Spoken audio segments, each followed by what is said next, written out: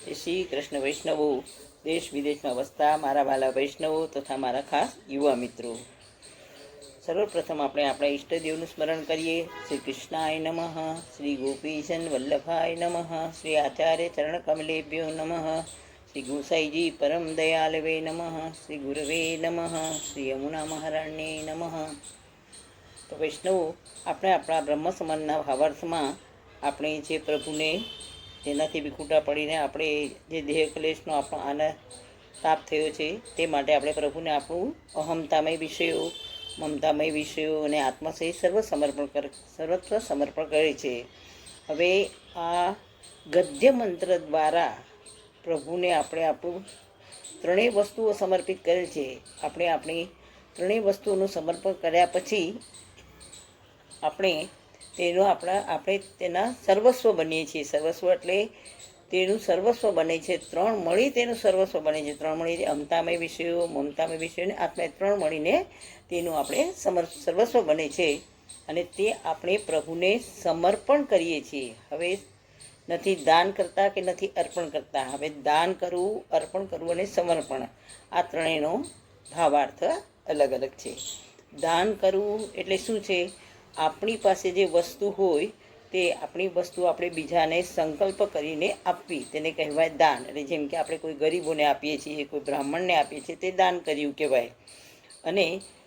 અને તેમાં આપણો કંઈ પણ અધિકાર કે પુષ્ટિજીવથી દાન ન થાય.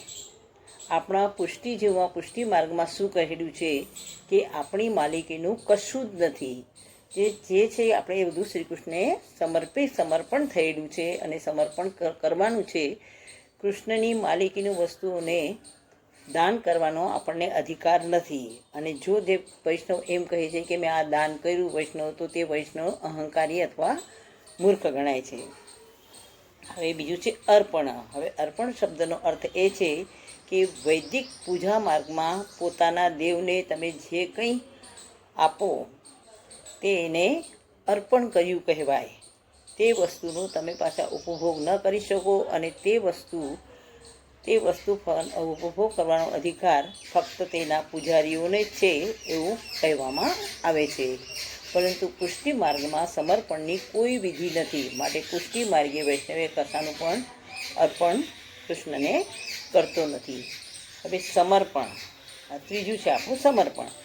હવે સમર્પણ એટલે જેની માલિકીનું હોય તે તેને દઈ દેવું, આપી દેવું, એને કહેવાય સમર્પણ.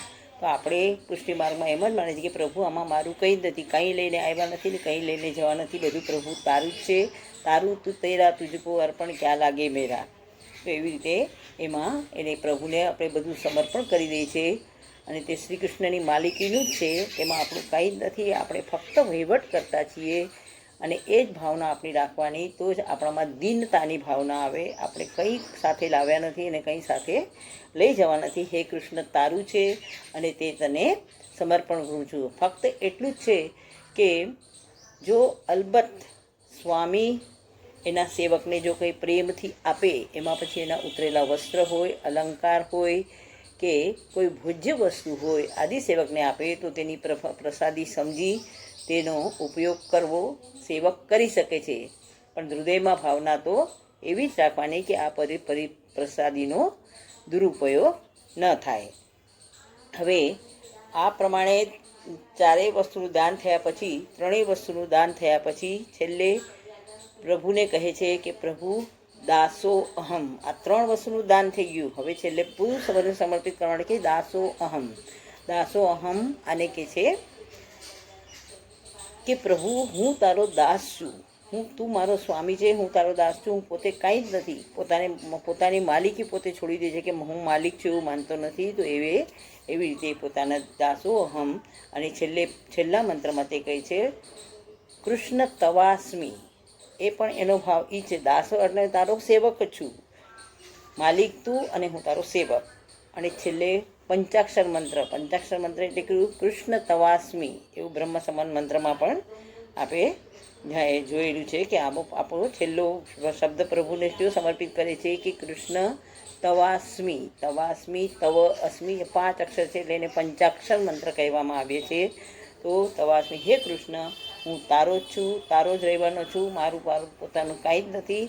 જે છે બધું એ પ્રભુ તારું છે અને તારું તુજને સમર્પિત છે, એવી ભાવના આમાં વૈષ્ણવ આપણા સેવકે એટલે આપણા વૈષ્ણવોએ કરેલી છે. તો પ્રભુ આ બ્રહ્મ સંબંધના મંત્ર દ્વારા આપણે બધું પ્રભુને સમર્પિત કરીએ છીએ. જય શ્રી કૃષ્ણ વૈષ્ણવો.